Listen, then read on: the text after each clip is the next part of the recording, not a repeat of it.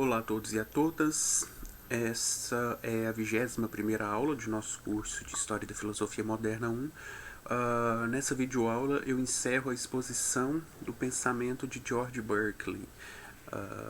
Nós vimos ao longo das exposições da unidade 2 o que se conhece tradicionalmente como empirismo britânico, ou pelo menos dois dos maiores expoentes do empirismo britânico, John Locke e agora George Berkeley.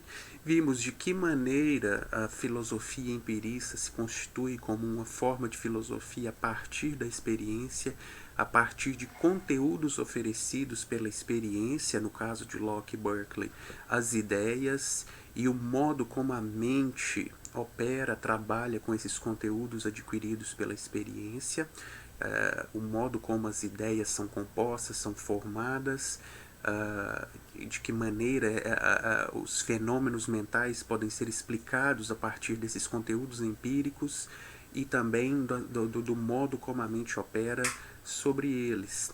Vimos na filosofia berkeliana, cujo principal objetivo seria o de responder ao ceticismo e ao ateísmo que supostamente vigoraria no início do século XVIII, imperaria na filosofia. Vimos que para o Berkeley, uma das razões, um dos motivos que conduz a filosofia ao ceticismo e ao ateísmo é a teoria das ideias abstratas, sobretudo aquela teoria defendida por Locke, e vimos que grande parte do tratado sobre os princípios do conhecimento humano grande parte dele é dedicado à questão do imaterialismo, a defesa do imaterialismo e o ataque do materialismo. Vimos que para o Berkeley o princípio, o pressuposto epistemológico, ontológico principal de sua filosofia é o esse est percipi, que a existência está condicionada pela percepção e que não podemos falar de nada que não seja percepção. Supor a existência de corpos externos diferentes de ideias é uma contradição. Berkeley apresenta alguns argumentos para mostrar isso. E em nossa última exposição nós nos ocupamos com a descrição ou explicação da realidade no sistema imaterialista de Berkeley, tentando explicar por que aquele preconceito, equivocado preconceito de que Berkeley teria negado a existência dos objetos do mundo externo, a existência do mundo externo, porque esse preconceito está errado, porque Berkeley, na verdade, defende e explica sistematicamente como, em um sistema imaterialista, onde não se pode supor a existência de substâncias materiais ou de corpos distintos das ideias, em que medida, mesmo assim, podemos supor a existência de um mundo externo. O mundo externo existe, existem objetos sensíveis, apenas a correção de Berkeley, a compreensão de Berkeley a esse respeito é que esse mundo existe enquanto um conjunto de ideias que são ordenadas, estabelecidas, que possuem mais força ao ser impressas sobre os sentidos e que essas ideias continuam a existir na mente divina. Eu encerro essa exposição da filosofia, essa infelizmente breve exposição da filosofia de Berkeley, falando sobre a compreensão berkeliana de conhecimento, porque procurei explicar o princípio esse est percipi, procurei explicar de que maneira a realidade seria constituída por ideias na compreensão de Berkeley. E agora eu procuro explicar o conhecimento, ou alguns dos conhecimentos que, de acordo com Berkeley, os seres humanos teriam acesso. Aqui os seres humanos teriam acesso a partir dessas faculdades que, como vimos bem no início de nossas discussões sobre o Berkeley, essas faculdades que são fiáveis e, ao ver do filósofo, são capazes de fato que fazem com que nós alcancemos o conhecimento. Então, na seção 72 do Tratado sobre os Princípios do Conhecimento Humano, o Berkeley retorna à questão da existência de Deus e como nós podemos conhecer que Deus existe. Então, Berkeley diz: à luz da razão, ou seja, isso vai ser uma descoberta da razão, a existência de Deus, tal como para Locke, não nos é dada por uma ideia inata. Então não existe uma ideia inata de Deus na mente humana. da mesma maneira que não existe para Locke. Locke também, no terceiro capítulo do livro 1 do Ensaio sobre o Entendimento Humano, quando ele faz algumas considerações acerca da possibilidade da existência de princípios práticos ou especulativos inatos, o Locke faz algumas observações sobre como nós inferimos a existência de Deus a partir da ordem das nossas ideias. E aqui, o argumento do desígnio, né? A ordem, a harmonia do mundo revelaria o desígnio na sua criação, daí inferirmos a existência de um Deus que teria criado esse mundo, uma sabedoria que teria, uma inteligência que teria criado esse mundo com algum propósito. Grosso modo, esse é o argumento do desígnio. E Berkeley também admite, e essa é apenas uma das provas da existência, um dos argumentos em favor da existência de Deus na filosofia de Berkeley. Existem outros também apresentados nos 3 diálogos entre Hylas e Filonos, que é a obra publicada 3 anos depois dos Princípios do Conhecimento Humano. Mas Deus, nós conhecemos a existência de Deus a partir da razão. Precisamos utilizar a razão para se chegar até essa existência.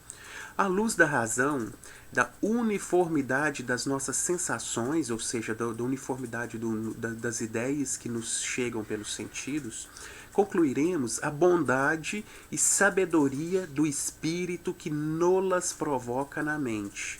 Mas nada mais posso concluir. Então, a partir desse mundo que eu recebo, que é ordenado, que é estável, que é constante, que é coerente, eu suponho que haja um espírito que produz essas ideias segundo esses critérios de ordenação, harmonia, estabilidade. Então, para mim, é evidente que o ser de um espírito infinitamente sábio, bom e poderoso basta para explicar as aparências da natureza. Mas, por matéria inerte não sensível, nada sei capaz de conexão com ela ou de levar a pensar nela. Então aqui é mais uma vez aquela compreensão de Berkeley de que não precisamos ou não podemos supor a existência de matéria inerte não sensível, de uma substância material como causa de nossas ideias. Então não há corpos externos materiais distintos das nossas ideias que seriam causas dessas ideias, cujas ideias seriam efeitos dessas causas. Então, Deus é suficiente, um espírito infinitamente sábio, bom, poderoso, é suficiente para explicar que essas ideias atinjam nossas mentes. E gostaria de ver alguém explicar desse modo o mais insignificante fenômeno da natureza, ou mostrar alguma razão, embora no mais baixo grau de probabilidade, para crer nessa existência ou indicar um sentido tolerável dessa hipótese. Então não há mínima probabilidade para se supor que existam substâncias materiais. Então, essa hipótese não é minimamente tolerável, porque não há nenhuma boa razão para defendê-la. Quanto a ser a ocasião, creio ter mostrado evidentemente a impossibilidade de sê-lo relativamente a nós. Quando muito, pode ser ocasião de Deus provocar em nós ideias, e acabamos de ver o significado disso. Então, nessa passagem, retomando ainda um pouco do ataque, o Berkeley retoma esse ataque a teorias materialistas, a metafísicas materialistas ou dualistas, que supõem a existência de matéria, e ele esclarece que conhecemos Deus pela razão. Então, são os raciocínios que nos permitem conhecer Deus.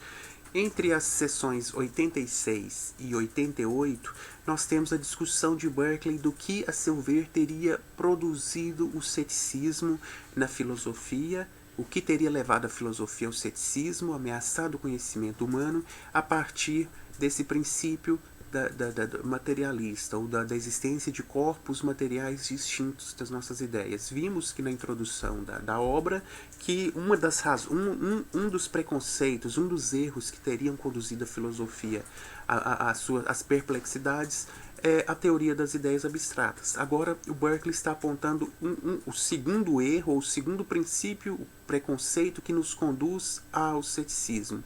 Então, dos princípios alegados, conclui-se poder o conhecimento humano reduzir-se naturalmente a 2 domínios: o das ideias e o dos espíritos. Então, para Berkeley, e aqui começa Berkeley é mais sistemático sobre o que os seres humanos podem conhecer. Aqui começa a teoria do conhecimento propriamente dita do Berkeley. Então, os seres humanos, as mentes, podem conhecer ideias e espíritos, ou almas, mentes. E de onde resulta o ceticismo? O que explica o ceticismo na filosofia moderna? Para o Berkeley, é a suposição da teoria da dupla existência. Então, e o que é a teoria da dupla existência? É a teoria de que existiriam ideias na mente e objetos externos materiais fora dela. Então, a teoria de que existiriam duas coisas na percepção. Uma ideia na mente que é percebida e um objeto fora da mente que não é ideia. E essa seria a origem do ceticismo para o Berkeley. Então vamos lá. Primeiro, quanto às ideias ou coisas não pensantes. O nosso conhecimento delas, das ideias, foi obscurecido e confundido e caímos em erros perigosos, supondo dupla existência ao objeto dos sentidos. Uma inteligível ou no espírito, as ideias, outra real e fora do espírito, os supostos objetos externos, físicos, materiais. Pensando assim as coisas não pensantes dotadas de natural subsistência própria, diferente de serem percebidas por espíritos. Então, a suposição de que há algo que não é percebido, uma existência não percebida. Isto que, se não erro, mostrei ser uma noção sem fundamento e absurda, é a verdadeira raiz do ceticismo, porque enquanto o homem pensa que as coisas reais subsistem fora do espírito e o seu conhecimento não é tanto real como acordável, e aqui é aquela noção que vigora, que nós temos discutido em nossos encontros desde Descartes, que é a noção da teoria, uma teoria da verdade como correspondência. A verdade é uma correspondência entre o que se passa no interior da mente com o que se passa com o que se passaria fora da mente. Então, teríamos conteúdos mentais verdadeiros se eles correspondessem aos fatos, ou seja, ao mundo externo. Então, o nosso conhecimento do mundo, para Descartes, por exemplo, ele é verdadeiro no que diz respeito às qualidades primárias ou aquilo que pode ser reduzido, compreendido pela extensão. Então, isso tudo, é claro, é distinto, isso é semelhante ou idêntico, as minhas ideias são idênticas a essas qualidades nos objetos do mundo externo, e isso é verdadeiro, não pode haver ceticismo quanto a isso. No caso das outras qualidades muito obscuras, sons, sabores, cores, aquilo que Locke chamará mais tarde de qualidades secundárias, essas não se assemelham, não existem podem não existir tal qual nós percebemos e, portanto, podem ser falsas. Então, aqui está essa noção de verdade como correspondência, e para Berkeley é justamente essa compreensão de que a verdade seria uma correspondência com o que há fora da mente que conduz o ceticismo, a filosofia ao ceticismo. Enquanto o homem pensa que as coisas reais subsistem fora do espírito e o seu conhecimento não é tanto real como acordável com coisas reais, segue-se que nunca pode estar certo de ter um conhecimento real. Como saber se as coisas percebidas estão conformes com as não percebidas e existentes fora do espírito? Então, como nós podemos falar daquilo que não é percebido para poder dizer que há correspondência, que há semelhança, que há identidade? Se a experiência é o limite da investigação, é o limite da mente humana.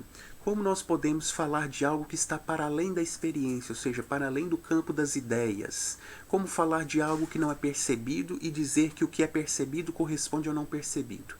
Isso, claro, nos levará ao ceticismo, porque nós não podemos é impossível nos pronunciarmos a esse respeito.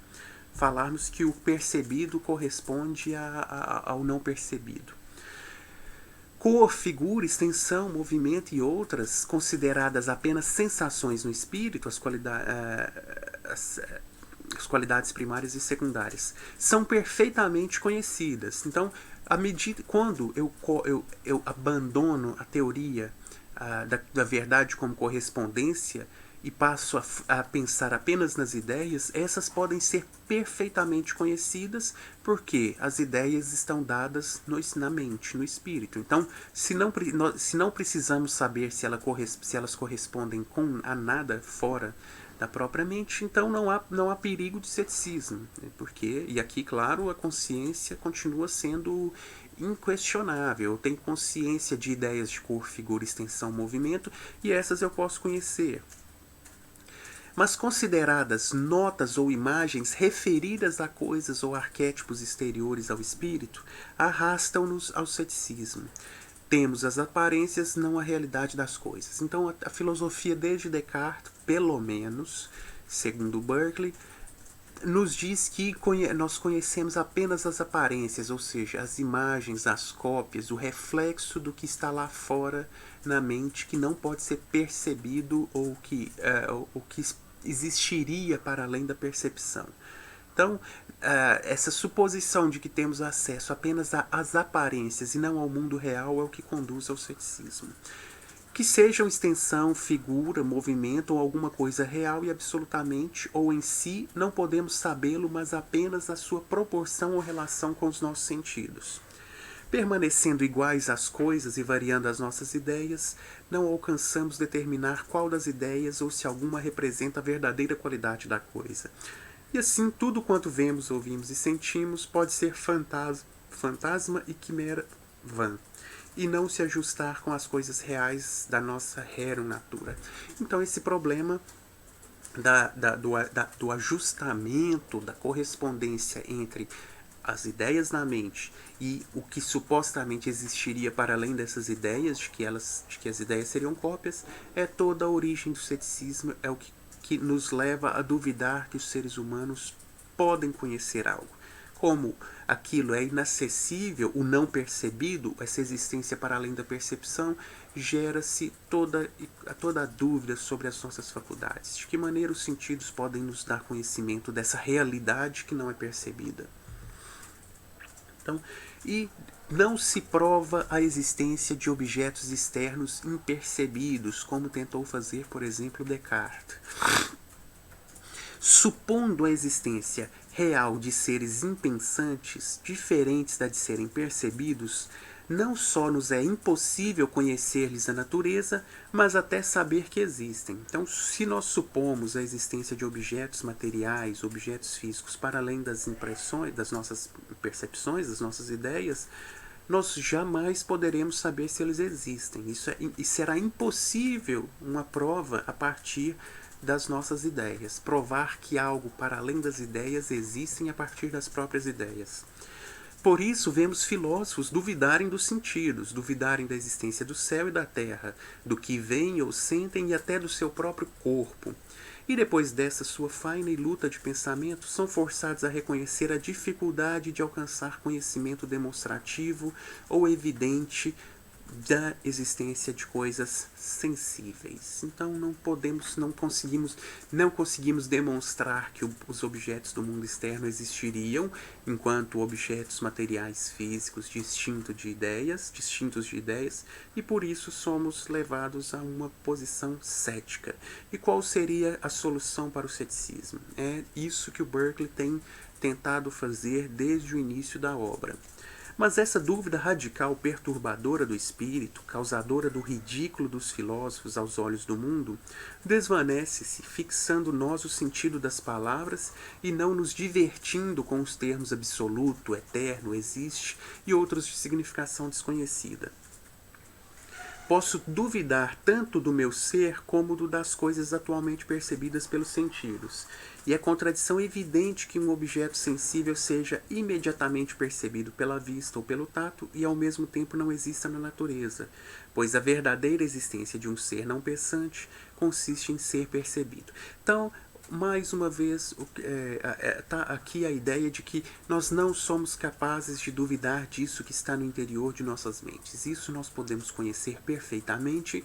Então, se nós limitarmos, do ponto de vista da metafísica, se tudo o que existe é ideia, e nós estabelecermos que não existe nada para além dessas ideias, ou que nós não podemos falar nada a respeito dessa suposta substância material que existiria para além da ideia, isso evitaria com que nós questionássemos os nossos sentidos.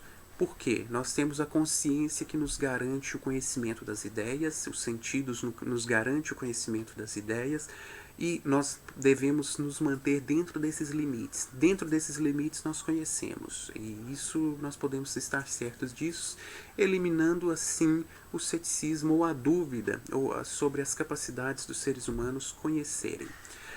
A seção 89, que é o conhecimento da própria mente. Então nós temos conhecimentos, como Berkeley disse, de ideias. E tudo aquilo que o conhecimento humano pode ser reduzido, como o autor disse, a dois âmbitos: o conhecimento das ideias e o conhecimento da mente. E como podemos conhecer a própria mente ou outras mentes? E aí essa discussão que Berkeley inicia. Então, apenas ideias e espíritos existem, são reais, são coisas, então são entidades. Então, tudo que existe ou é espírito ou é ideia. Então, e o espírito não é ideia. Então, o espírito, como nós já vimos, não pode ser apreendido por meio de ideias, porque os espíritos são ativos e as ideias são inativas, são inertes. E uma coisa inerte, inativa, não seria capaz de representar algo ativo. Nada parece mais importante para construir um sistema sólido e real de conhecimento, à prova do ataque do ceticismo, do que principiar por distinguir claramente o sentido de coisa, realidade, existência. Então, é vã toda discussão sobre a existência real de coisas ou qualquer pretensão a esse conhecimento sem ter fixado o sentido das palavras. Coisa ou ser é o termo mais geral. Compreende duas espécies distintas e heterogêneas. Então, heterogêneas porque são de naturezas distintas. A mente é distinta de suas ideias e a mente é ativa, as ideias são inativas e inertes. Então, há uma diferença, são heterogêneas, são coisas de natureza distintas. Que só têm comum um nome: espíritos e ideias. Os primeiros são substâncias ativas, indivisíveis. As segundas são inertes, transitórias, dependentes, porque dependem de um espírito para existir. Não existe uma ideia que não exista num espírito ou numa mente. Não existem ideias por aí, para além da mente, que não estejam em outra mente. Não subsistentes em si, mas em espíritos ou substâncias espirituais. E o conhecimento da própria existência é um conhecimento intuitivo da nossa própria existência enquanto mente, e da existência de outras mentes é um conhecimento que nos é dado pela razão. Então, compreendemos a nossa existência por intuição ou reflexão, a dos outros espíritos pela razão. Pode dizer-se termos algum conhecimento ou noção do nosso próprio espírito. Então, aqui o Berkeley está sugerindo que nós conhecemos algo que não é ideia, que é possível conhecer algo que não é propriamente dito uma ideia, que é o próprio espírito. Então, temos algum conhecimento ou noção do nosso próprio espírito e seres ativos, mas em estrito sentido não temos ideias deles. Então, nós não temos uma ideia de outra mente, tanto quanto não podemos ter uma ideia da própria mente. Semelhantemente, conhecemos e temos noção de relações entre coisas ou ideias, distintas das ideias ou coisas correlatas, tanto quanto podemos perceber as últimas sem perceber as anteriores. A mim parece-me que ideias, espíritos e relações são, na sua respectiva espécie, o objeto do conhecimento humano e o sujeito do discurso. E que o termo ideia seria impropriamente aplicado a cada coisa conhecida ou de que temos noção. Então aqui eu já havia anteriormente sugerido essa dificuldade de se compreender o que o Berkeley quer dizer por noção, e o que é uma noção, se é algo que nós podemos ter e que não é ideia. Então fica um pouco, eu confesso, um pouco de perplexidade ao lidar com isso, sobretudo quando nos aproximamos desses problemas levantados pelo Berkeley de uma perspectiva humeana. porque é com Hume que nós vemos os problemas de que maneira se faz uma filosofia empirista em que se não fala que não podemos falar de fato de nada que não seja percepção ou ideia.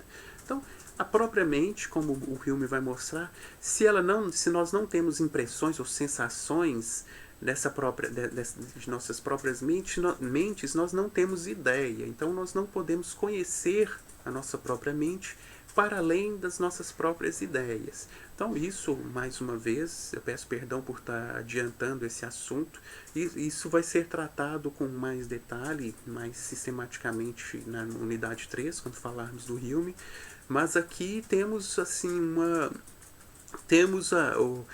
essa sugestão do Berkeley de que é possível conhecer algo que não é dado por meio de ideias. E o modo como esse algo é conhecido é um tanto quanto nebuloso a princípio. Na seção 90, a origem das ideias dos sentidos. Então, nós vimos durante toda essa exposição que as nossas ideias sensíveis não podem ser originadas de substâncias materiais, substâncias físicas que seriam diferentes de nossas ideias. E agora Berkeley retoma esse assunto discutindo essa compreensão de que as ideias que nós recebemos pelos sentidos, elas existem em outro espírito, que é o espírito de Deus, que é o espírito divino, a divina providência, e que essas ideias nos chegam aos sentidos pela vontade de Deus, pela vontade da divina providência. Então, pela divina providência. Insisto em que as ideias dos sentidos podem chamar-se externas quanto à origem, visto não serem geradas pelo espírito, pelo próprio espírito, ou seja, as minhas ideias, elas são ideias de coisas externas, ou são externas, mas não que elas sejam produzidas por objetos materiais que seriam distintos dessas ideias. Elas são produzidas e estão em outra mente, e elas chegam até a minha mente diretamente dessa outra mente, que é a mente divina. Então, visto não serem geradas pelo espírito, pelo próprio espírito, mas nele impressas por um espírito diferente daquele que as percebe. Os objetos sensíveis também podem considerar-se fora do espírito em outro sentido, o de existirem em outro espírito, ou seja, os objetos externos, quando deixam de ser percebidos por uma substância finita, pelos espíritos, eles continuam a existir, eles não são criados e aniquilados a todo momento, eles continuam a existir na mente divina, na mente de Deus, enquanto ideias. Assim, quando fecho os olhos, as coisas que vejo existem, mas só pode ser em outro espírito. Portanto, na filosofia berkeliana e materialista, que parte do princípio est percipi, nós podemos ter conhecimento da existência de Deus, nós podemos conhecer as nossas próprias ideias e as relações que essas ideias mantêm entre si, podemos também ter conhecimento da própria mente, a partir de uma noção que temos da nossa própria mente, porque ela não pode ser conhecida por meio de ideias, e temos também conhecimento da existência de outras mentes. Nós sabemos que não estamos sozinhos no universo, que existem outras mentes, além da mente divina. Como claramente mostrei, só podemos saber da existência de outros espíritos pelas operações ou pelas ideias que eles excitam em nós. Percebo várias mudanças, movimentos e combinações de ideias que me informam da existência de certos agentes particulares, como eu, que os acompanham e concorrem para a sua produção. O meu conhecimento de outros espíritos não é, pois, imediato, como o das minhas ideias. Depende da intervenção de ideias por mim referidas a agentes ou espíritos diferentes de mim, como efeitos ou sinais concomitantes. Aqui é preciso um breve esclarecimento sobre como o Berkeley está apresentando um argumento para a existência de outras mentes. Esse é um problema um problema clássico na história da filosofia, que é o problema de saber se existem outras mentes no universo.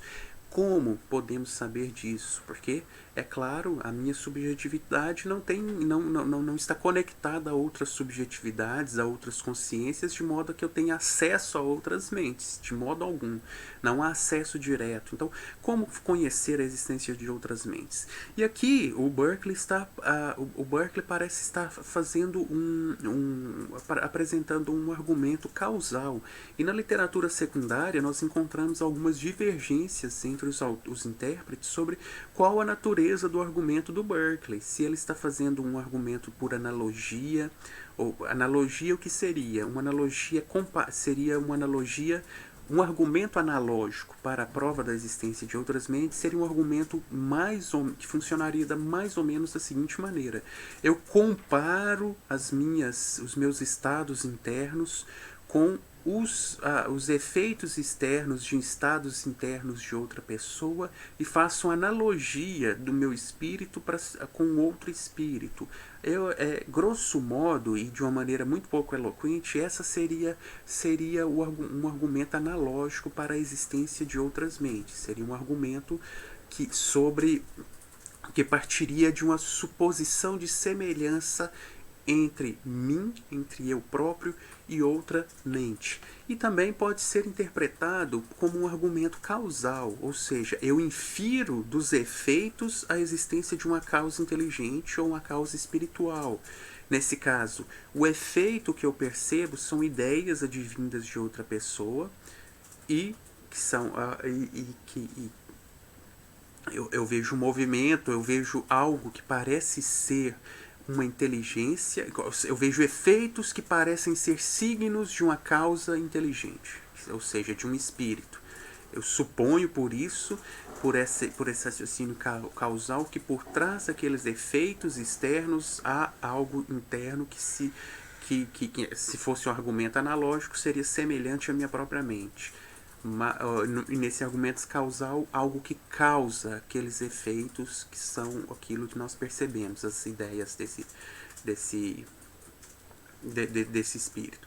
Mas enfim, seja como for que nós interpretemos esse argumento, passa por um trabalho da razão. Nós só sabemos da existência de outras mentes porque nós inferimos de alguma maneira, a partir das ideias que percebemos, a existência dessas mentes. Nós sabemos assim que não estamos sozinhos no universo. Mais uma vez, a existência de Deus. Então, mas, embora muitas coisas nos convençam da sua produção por agentes humanos, ninguém ignora que as chamadas obras da natureza, isto é, a maior parte das nossas sensações e ideias, não são produzidas pela vontade humana nem dependentes dela. Há, pois, algum outro espírito que as causa. Então, todas as obras da natureza, ou seja, tudo aquilo que existe na natureza, ou grande parte daquilo que existe na natureza, é produzido por Deus, é criado por Deus. Há, pois, algum outro espírito que as causa, visto não poderem subsistir por si. Mas, consideradas atentamente a ordem, a regularidade, a concatenação das coisas naturais, a surpreendente magnificência, beleza e perfeição das maiores partes da criação, o requintado traço das menores, a exata harmonia e correspondência do todo, e principalmente as nunca bastante admiradas leis do prazer e da dor, os apetites e paixões dos animais, considerando tudo isto e meditando no sentido e valor dos atributos único, eterno, infinitamente sábio, bom e perfeito, claramente percebemos que pertence àquele espírito que tudo realiza em tudo e por quem tudo existe. Então, esse é mais uma vez o argumento do desígnio. Nós inferimos a existência de Deus a partir das características disso que caracteriza, as marcas que caracterizam a realidade, o mundo, o universo, a magnificência, a beleza, a perfeição, a ordem, a regularidade, tudo isso nos leva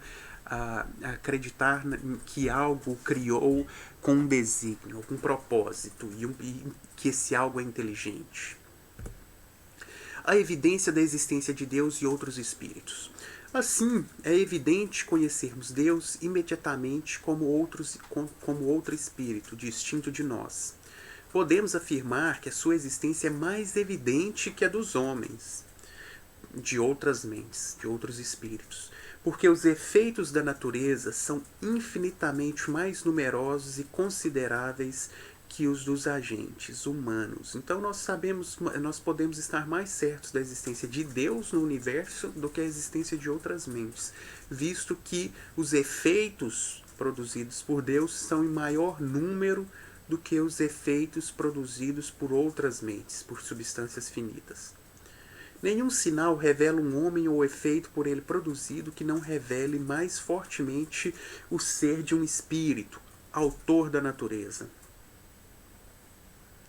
Então, assim, nenhum sinal, e isso é importante, nenhum sinal revela um homem ou efeito por ele produzido, ou seja, a existência de uma substância particular finita, outras mentes, que não revele mais fortemente, ou seja, mais uma vez é aquela ideia de que em tudo o que acontece no universo nós temos a interferência da providência divina. Então, onde eu acredito que exista uma substância finita agindo, outramente,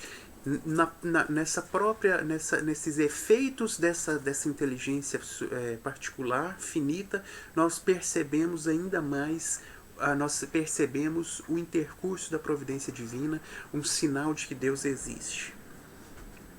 Então, nenhum sinal revela um homem ou efeito por ele produzido que não revele mais fortemente o ser de um espírito, autor da natureza. Porque é evidente que em relação a outras pessoas a vontade só tem por objeto o movimento corpóreo, mas que esse movimento seja acompanhado por uma ideia ou a excite no espírito de outro depende inteiramente da vontade do Criador. E esse é um problema que eu já via, que a literatura secundária tenta explicar, tenta solucionar, tenta superar.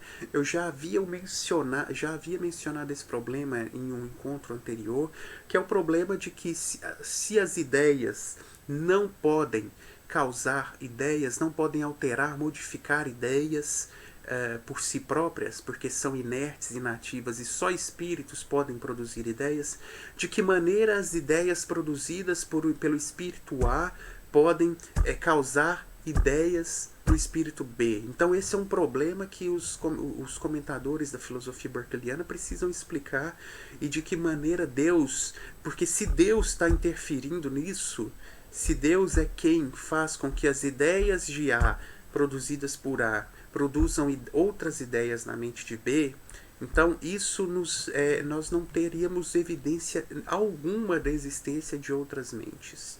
Porque ali no meio do processo há a interferência divina, a divina providência, de modo que nós não teríamos nem acesso, nós teríamos um acesso muito remoto, se pudesse dizer acesso, a essas outras existências. É um problema um pouco mais complexo do que isso, é que eu estou apenas apresentando a título de curiosidade, não está nem sistematicamente formulado, mas o importante é que, para Berkeley, nós temos evidência da existência de outras mentes e da existência de Deus. Nesse sistema imaterialista, que tão chocante à primeira vista para os leitores, nós podemos, de fato, a partir dessas pressuposições, conhecemos as ideias, as relações entre as ideias, conhecemos também o nosso próprio espírito, a nossa própria mente, e temos conhecimento da existência de Deus e de outros espíritos.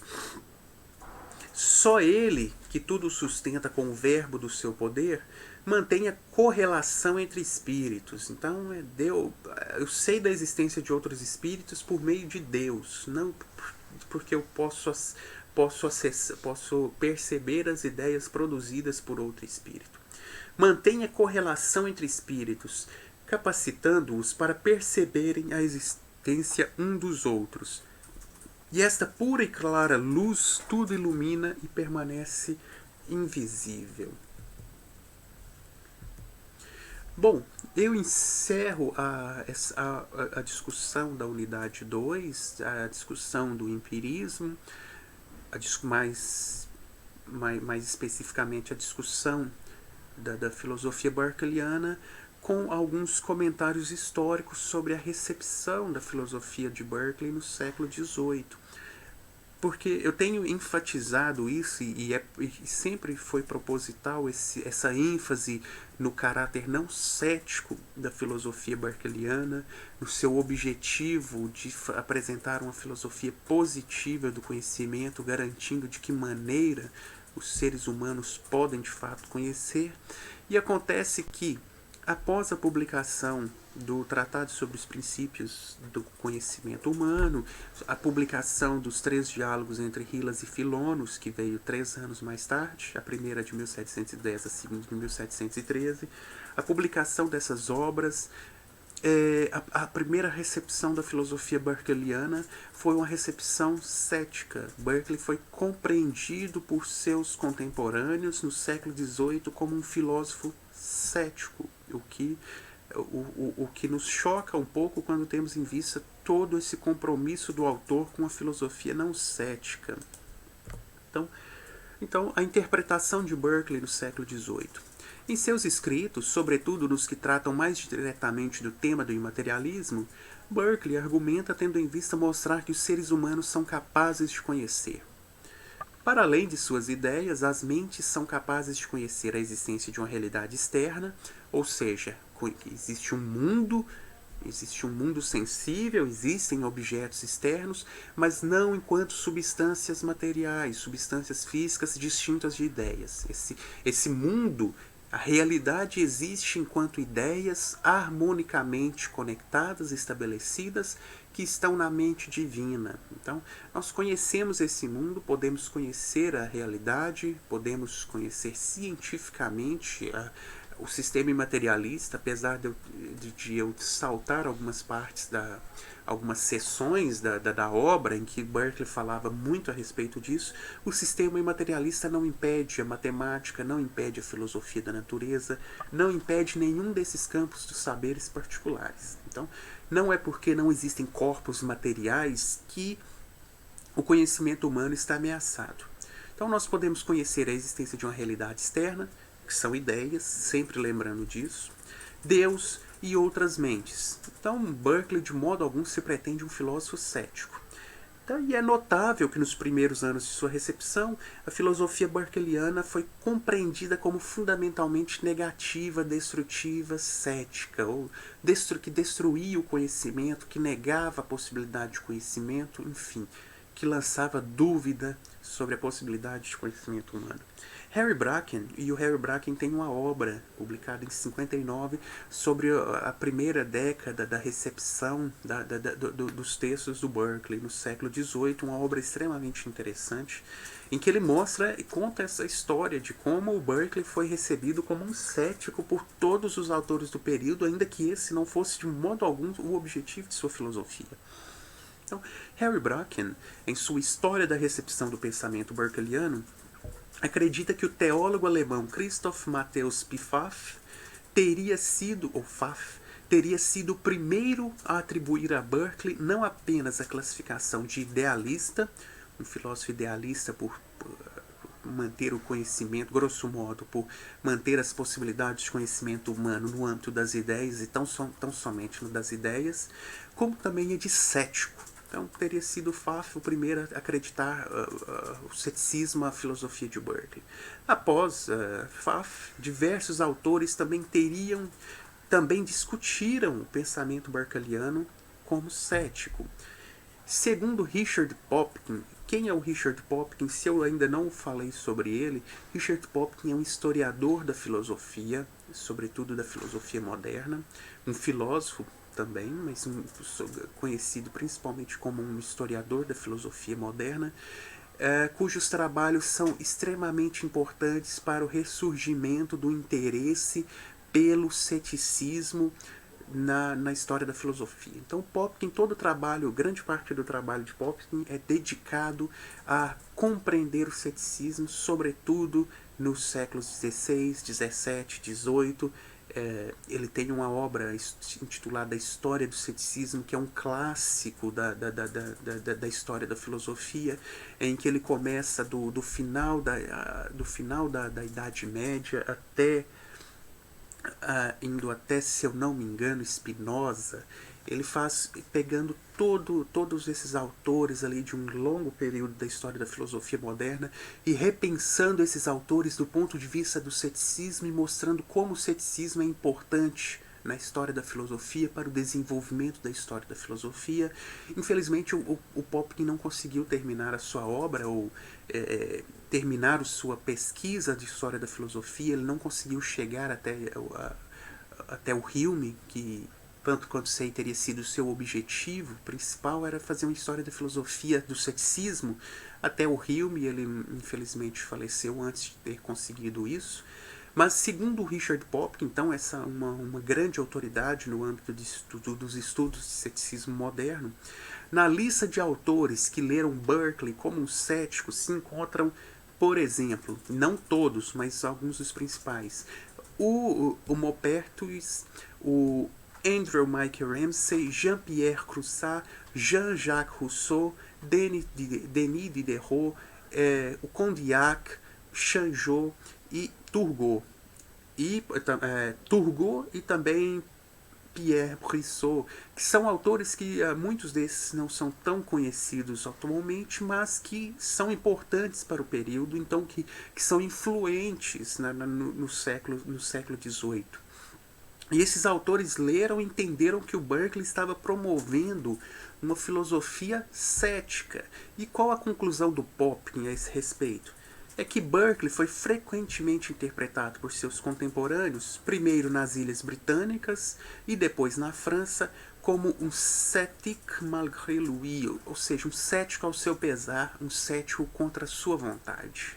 Então, Berkeley, apesar de seus esforços claramente positivos de construir conhecimento, ele foi entendido, a filosofia berkeleyiana foi entendida como cética, destrutiva, negativa. Então, Hume, objeto do nosso próximo estudo, que considerado por todos os historiadores como talvez um dos maiores céticos do período, que se declarou cético, não apenas é considerado como um cético, mas também se declarou cético, reconheceu que, ao seu ver, seria o imenso valor das lições de ceticismo de Berkeley. Então, na investigação acerca do entendimento humano, do Hume, publicado em 1748, ele observa: a maior parte dos escritos desse autor, se referindo ao Berkeley, extraordinariamente habilidoso, compõe as melhores lições de ceticismo que se pode encontrar os filósofos antigos ou modernos, incluindo Bell. Bell faz parte de uma tradição de filósofos céticos que surge com Descartes, passando por Pierre-Daniel Huet, Simon Fouché e por fim o Bell, que infelizmente são autores que não são tão estudados, pelo menos não nos cursos de história da filosofia moderna. São autores extremamente interessantes, que desenvolvem uma filosofia extremamente cética nos séculos XVII, século XVIII, que influencia todo o período, e muito desse ceticismo que os autores supõem que existem, como nós vimos o Berkeley, vamos ver também o Hume, vamos ver também o Reid, muito do ceticismo que há no período surge de pensamentos como o do Bell. Então, Bell é um cético reconhecido como tal, autodeclaradamente cético, e mesmo o que o Hume está dizendo é que, olha, mesmo considerando o Bell, as melhores lições de ceticismo que nós temos no período são as lições do Berkeley. E triste para o Berkeley que jamais teve esse objetivo.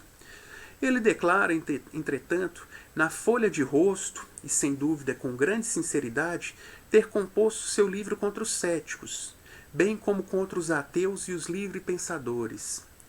Mas todos os seus argumentos, embora visem a outro objetivo, são na realidade meramente céticos, o que fica claro ao se observar que não admitem nenhuma resposta e não produzem nenhuma convicção. Seu único efeito é causar aquela perplexidade, indecisão e embaraço momentâneos que são resultado do ceticismo.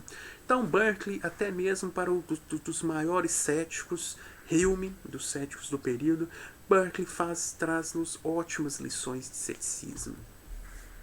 E mais ainda, Berkeley não foi compreendido apenas como cético, mas como representante na forma mais radical de ceticismo possível, a saber, o egoísmo ou solipsismo, sobre o qual nós falamos. Sobretudo quando eu falava de Descartes, nós falamos dessa teoria do que na época era chamado de egoísmo e que hoje nós conhecemos como solipsismo, que é uma das mais radicais posições céticas possíveis, que é aquela que nega a existência ou a possibilidade de se conhecer toda e qualquer existência para além dos próprios conteúdos mentais. Então, eu sei que eu existo, sei que as minhas percepções ou as minhas ideias existem, não sei de mais nada. Então esse seria, grosso modo, o egoísmo. Então, Sebastian Charles, outro historiador da filosofia do ceticismo, nota o quão peculiar essa interpretação parece quando se tem em vista os propósitos da investigação berkeleana. Se os filósofos da segunda metade do século XVII tiveram que se haver com a questão do solipsismo, ninguém, no entanto, desejou endossar uma tal posição. A história conta que a filosofia de Descartes teria produzido, nos séculos 17 e 18, uma tal seita de egoístas, de filósofos que se diziam egoístas, mas nesse sentido de solipsistas, que não tinham evidência da existência de mais nada além da própria existência. A interpretação histórica do Charles é que, na verdade, não existiu nenhum filósofo egoísta dessa forma, ninguém se declarou egoísta, ou enfim, que essa corrente, na verdade, apesar de muito se falar sobre ela nos séculos 17 e 18, ninguém a defendeu de fato. Ora, no início do século XVIII, parece que a cena intelectual parisiense tenha sido invadida pelos egoístas. As pessoas não cessam de mencionar sua existência, de combatê-los de modo feroz, de zombar deles, mas eles nunca são citados nominalmente. Então ninguém cita, olha, esse autor é um egoísta. Autor X é outro egoísta. Isso, apesar dos escritos da época estarem sempre se referindo aos egoístas de Paris, ou à seita dos egoístas de Paris, que seriam herdeiros do ceticismo cartesiano, daqueles autores que não teriam encontrado nenhuma evidência nas etapas do itinerário meditativo depois da descoberta do Costa, ou seja, daqueles autores que se mantiveram presos naquela condição solipsista do cogito. Então, apesar de todos falarem sobre esses tais egoístas, zombar deles, combatê-los de modo feroz, nunca se citou o nome de nenhum desses tais egoístas, com exceção de Berkeley. E, perplexo, o Charles pergunta: Berkeley egoísta? Parece difícil de acreditar quando se sabe, de um lado, que sua obra se apresenta como uma refutação do ceticismo e do ateísmo, e de outro, que a existência dos corpos exteriores no imaterialismo não se constitui um problema. Então, a existência dos corpos exteriores, por quê? Ainda que não existam substâncias materiais, o Berkeley é claro ao dizer que a realidade existe, o mundo existe enquanto ideias na mente divinas que são ordenadas, organizadas, estáveis, coerentes, e que existe que nenhum conhecimento humano está ameaçado com a postulação do imaterialismo. Que na verdade o esse est percipi conduz à garantia do conhecimento, ao eliminar essa ideia de uma teoria da verdade enquanto correspondência. No verbete existência, então na entrada existência presente na enciclopédia de Diderot e d'Alembert, e esse verbete foi escrito pelo Turgot, pelo Jacques Turgot, denuncia-se Berkeley como o grande representante do solipsismo no século XVIII. Então, mesmo na enciclopédia, e eu imagino que vocês saibam o quão influente, o quão importante foi esse projeto do Diderot e do d'Alembert, essa enciclopédia de conhecimentos universais, que reunia os saberes da época, grande parte dos saberes da época, que recebeu a contribuição de vários e vários autores. Então, nessa enciclopédia tão importante para o período, nesse verbete Existência escrito pelo Turgot, nós encontramos a denúncia de Berkeley como um egoísta. Os filósofos que mais generalizaram a noção de existência reconheceram que seus juízos e suas sensações recaíam sobre duas ordens de coisas muito diferentes, e sentiram toda a dificuldade de firmar seus juízos sobre um fundamento sólido. Alguns desataram o nó negando a existência de todos os objetos exteriores e não admitindo outra realidade a não ser a de suas ideias. Então, só conhecemos as nossas próprias ideias. Foram chamados de egoístas e idealistas. Vide egoísmo e idealismo na própria enciclopédia. É uma sugestão para que o Turgot nos sugere procurar os verbetes egoísmo e idealismo. Alguns se contentaram em negar a existência de corpos e do universo material, e lhes foi dado o nome de imaterialistas. Esses erros são muito sutis para serem muito difundidos. Seus partidários quase não são conhecidos, a não ser os filósofos indianos, entre os quais se pretende que há uma seita de egoístas. Então, lá na Índia existem egoístas, mas na modernidade, ou na Ocidente, perdão, isso aparentemente não existe. É o famoso bispo de Cloyne, o Dr. Berkeley, conhecido por um grande número de obras, todas cheias de espírito e de ideias singulares, que, por seus diálogos de Hillas e Filonos, despertou, nesses últimos tempos, a atenção dos metafísicos sobre esse sistema esquecido. Então, aqui o Berkeley também está sendo denunciado como um desses autores que, ao menos, tem uma relação muito próxima com o solipsismo, enfim. Então, nós temos aí vários indícios de Berkeley como um filósofo cético a seu pesar, como nos diz Poppin, e mesmo como defensor de uma das mais, pelo menos involuntário ou acidentalmente, como defensor de uma das mais radicais formas de ceticismo, que é o solipsismo. Então, o não ceticismo de Berkeley, ou pelo menos o seu projeto não cético, está muito claro nas teses filosóficas que negam a dupla existência, e que negam uma distinção da aparência e da realidade, como se as ideias fossem apenas aparências de uma realidade que seriam exteriores e seriam incognoscíveis. Então são esses princípios presentes na filosofia, aos olhos de Berkeley, que conduzem a filosofia ao ceticismo e não ao materialismo.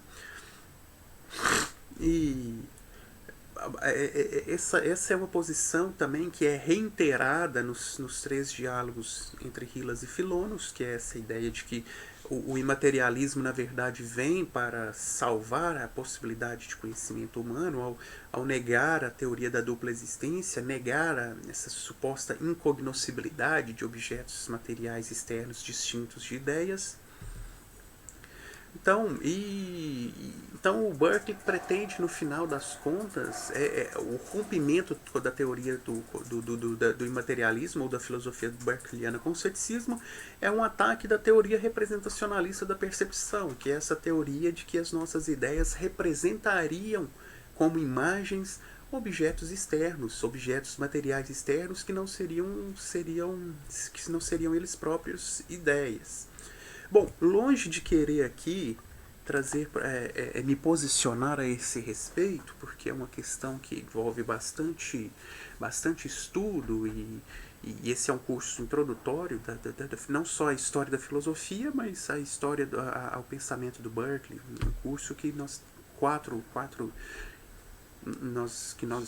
eu dediquei 4 aulas apenas, videoaulas, a essa exposição, longe de querer me posicionar sobre a adequação dessa interpretação cética do Berkeley, mas que vale mais como para que nós saibamos as consequências da filosofia berkeleyana no século XVIII. Eu considero particularmente a filosofia berkeleyana extremamente inspiradora, no sentido da pertinência dos argumentos, da qualidade dos argumentos, do modo como ele se mantém estritamente dentro dos limites estabelecidos por ele próprio, que é o limite da experiência. Então, se eu admito pressupostos da filosofia experimental, em que a experiência é a autoridade, então nós não poderíamos falar sobre aquilo que está para além da nossa experiência, ou seja, para além das nossas ideias. Então, ele é um autor extremamente comprometido com os princípios que ele assume no início da sua investigação. O mérito da filosofia berkeliana, a meu ver, e isso é uma opinião, é justamente nesse compromisso e nesse rigor com que ele se atém a esse princípio. Então o SS Percipe, por mais estranhas e paradoxais que pudessem ser as conclusões que esse princípio nos poderia levar, o Berkeley se mantém fiel a esse princípio e mostra uma alternativa que viável no ao ceticismo, ou a alternativa viável para se manter, para que nós possamos manter a possibilidade de conhecimento. Por isso essa breve apologia, essa breve defesa do pensamento berkeliano e essa insistência em dizer o tempo todo contra preconceitos, como se Berkeley tivesse sugerido que o mundo não existe, que o mundo é uma ilusão, que Berkeley nega a existência dos objetos do mundo externo. Nada disso está presente na filosofia berkeliana, que se mantém bastante coerentemente. E sempre que eu podia problematizar, eu também tentei problematizar, como no caso da noção de ideia, dessa noção de mente. O que é esse conhecimento de algo que não é ideia, se todo conhecimento é conhecimento de ideia ou de espírito? Mas enfim, eu encerro aqui essa exposição com essa breve defesa do pensamento berkeliano, com a sugestão que vocês se aprofundem na leitura desse autor, muitas vezes esquecido, muitas vezes vítima de troça na academia, mas que é extremamente importante, como nós podemos ver. Muitos autores leram o Berkeley, foi profundamente influente para a filosofia de Hume, profundamente influente para a filosofia do Thomas Reid, motivou inclusive uma segunda edição da Crítica da Razão Pura do Kant, depois da acusação. O Kant teria sido acusado de ser um imaterialista, um idealista à maneira de Berkeley. Após a publicação da primeira crítica, da Crítica da Razão Pura, ele publicou uma segunda edição com alguns capítulos acrescidos em que justamente ele tentava se posicionar em relação ao imaterialismo berkeliano, ou ao idealismo berkeliano, dizendo que não, que a sua filosofia não se aproximava tanto nesse sentido da filosofia de Berkeley. Então, um autor que influencia profundamente a história da filosofia, assim como Descartes, assim como Locke, assim como Malebranche, ainda que nós tenhamos dedicado pouco tempo, assim como Leibniz. Todos esses autores estão conectados e estão se influenciando uns aos outros e vão continuar influenciando os autores que vêm na sequência. Então esse é o fim da unidade 2 e iniciamos a unidade 3 com a leitura do Tratado da Natureza Humana de Hume, agora sim um autor autodeclaradamente cético. Nós vamos, então, de agora em diante, o estudo é centrado sobre o ceticismo. O ceticismo, nesse caso, o ceticismo de Hume.